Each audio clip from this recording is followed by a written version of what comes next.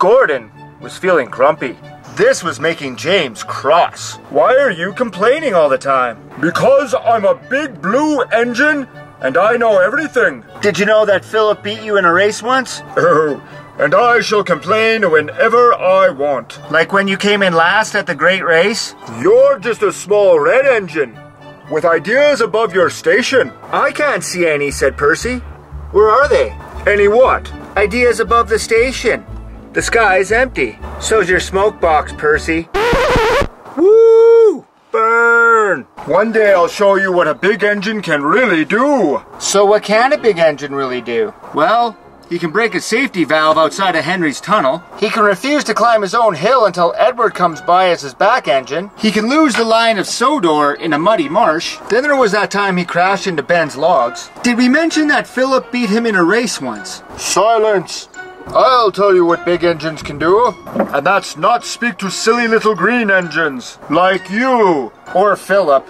Say, didn't he beat you in a race once? Later on, Sir Topham Hatt was speaking with Gordon. Gordon, you must take the express to the new station. Can't Henry do it? He likes lounging around stations. You will do as you are told, by my order. So off Gordon went.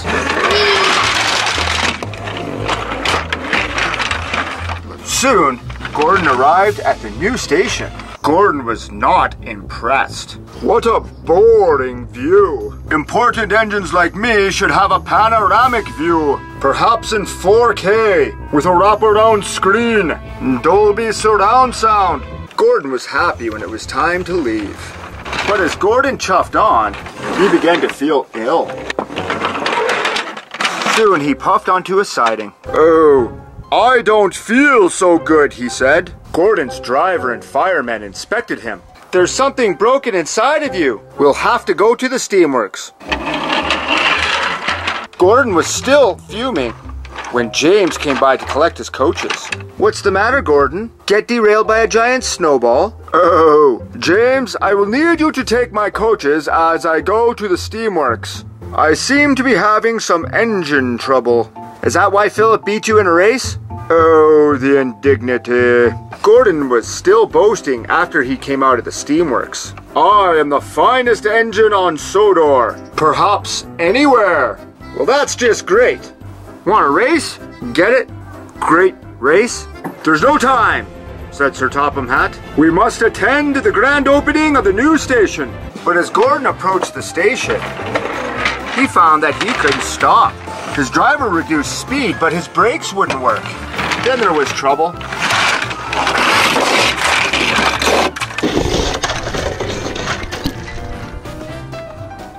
Gordon, his tender, his coaches, and most of the station landed in Lake Sodor. Oh, the indignity. Sir Topham Hatt was not impressed. Looking for a better view, Gordon? When Gordon was repaired and back from the steamworks, off he went to the station again for its second grand opening. As Gordon approached the station, he realized his brakes still weren't working.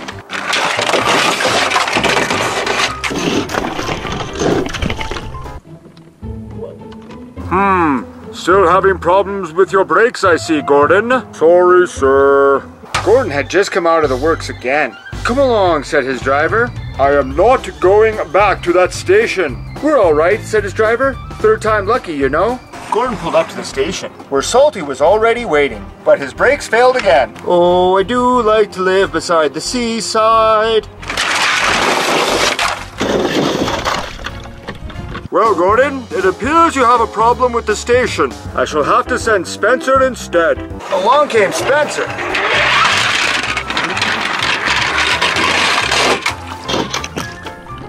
Next, it was James's turn. I can't believe that big sausage Gordon fell into Lake Sodor. I'll rescue you, James. Thomas, you're my best friend.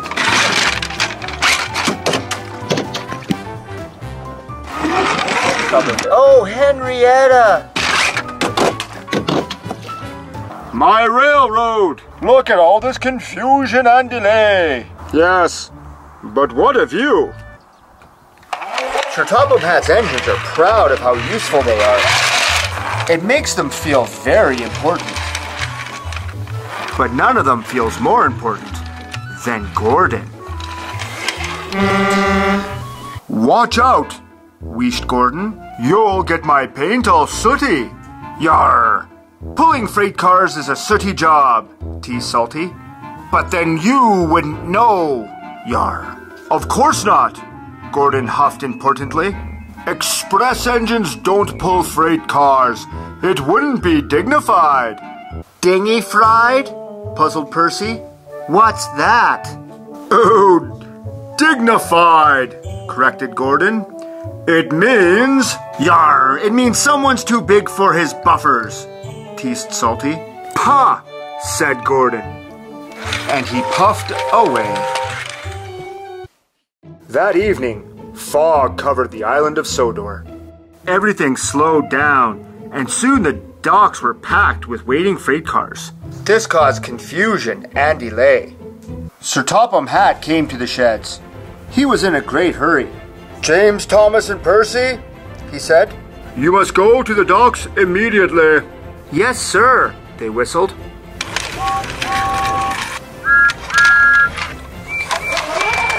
Then Sir Topham Hatt turned to the big blue engine. You too, Gordon, he said. I need a big engine to take freight cars where they won't be in the way. Freight cars?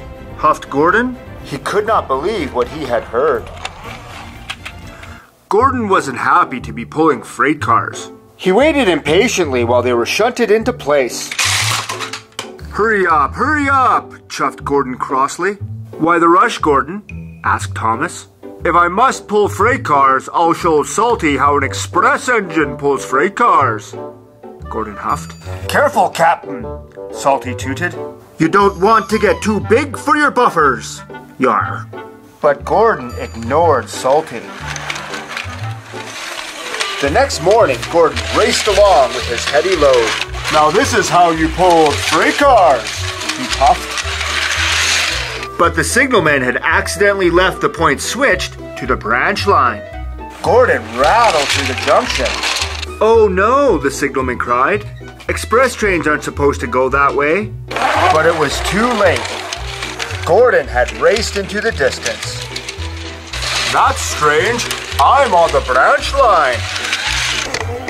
The branch line was old and rusty. There were signs telling the trains to go slow. But Gordon ignored the sign. I'm an express engine. I don't go slow, he said. And he went even faster. But the branch line couldn't take his weight. Gordon crashed to the buffer.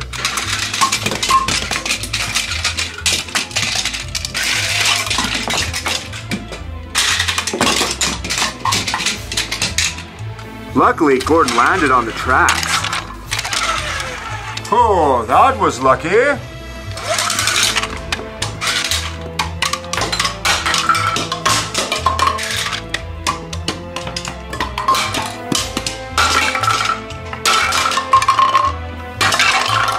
No one was hurt, but Gordon felt very undignified. What will Sir Topham Hatt say?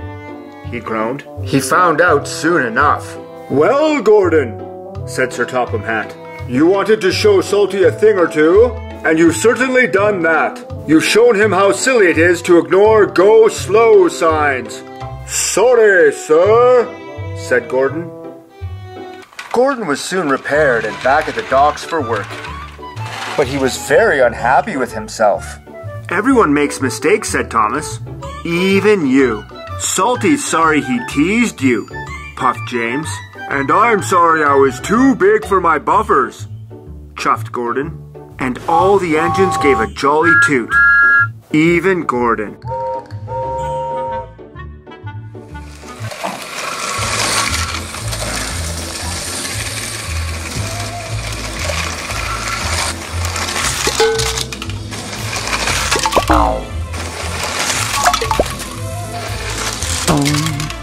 Drat! I only got his tender. No matter. I won't miss Gordon.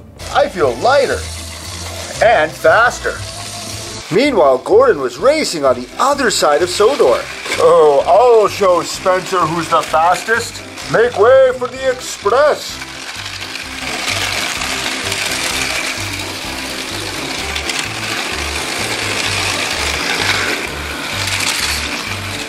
Spencer will never catch me now.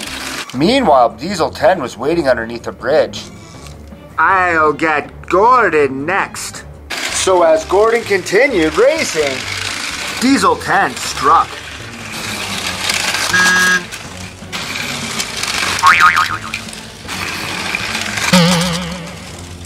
What? Another tender? Oh, Wait a minute. Without their tenders, they can't go very far. I'll wait for them to run out of coal, and then I'll derail them. And with that, Diesel 10 slicked away. As Gordon and Spencer continued to race, they soon found themselves going slower and slower, until finally they stopped.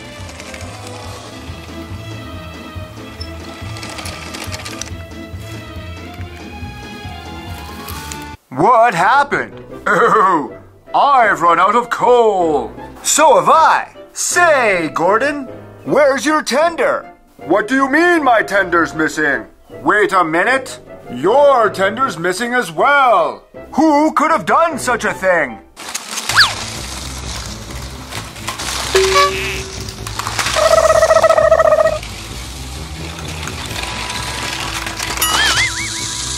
Diesel 10, what's the meaning of this? You silly steamies thought you were better than me. Now who's fastest and best? That'd be me. Without Gordon on the rails, no one can beat me now.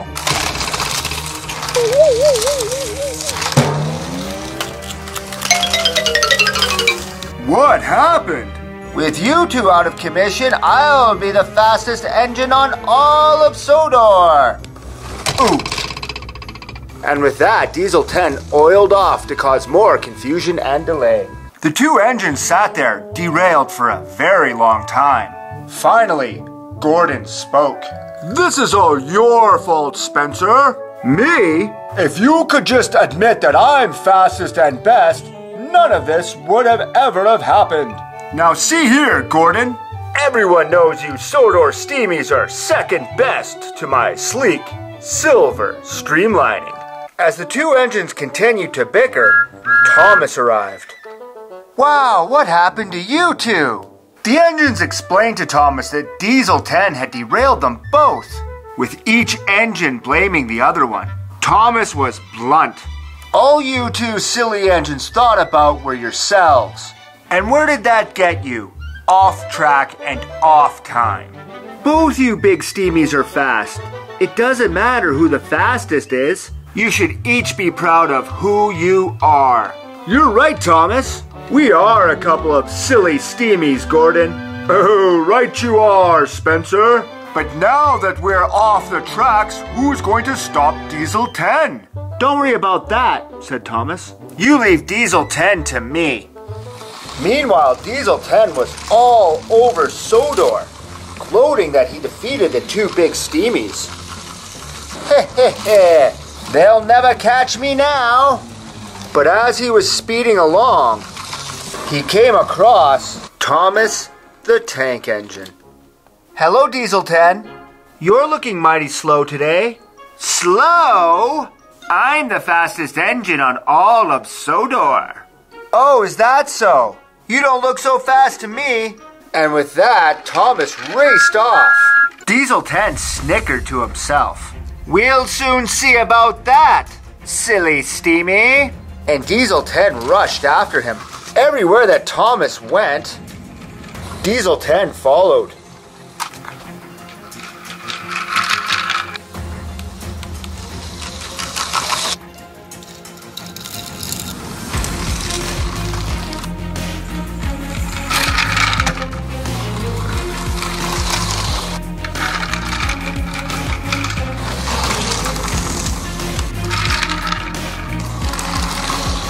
As Thomas puffed through the massive shunting yard, he unleashed his plan.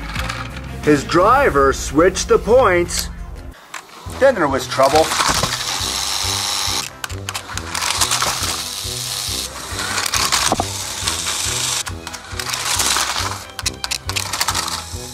Oh, Pinchy. Not so fast now, are you, Diesel 10? Later on at Knapford Station. Good work, little Thomas. Yeah, Thomas. Thanks for taking care of Diesel 10. No problem, guys.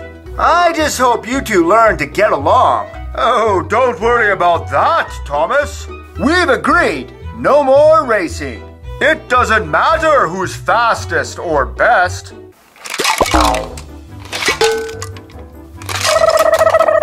Oh no! I've been derailed again! Sorry, Spencer. Yes! Spencer has been derailed! I am the fastest engine on Sodor! Now no one can beat me! Hello, little brother. Would you care to have a race? Oh, the indignity!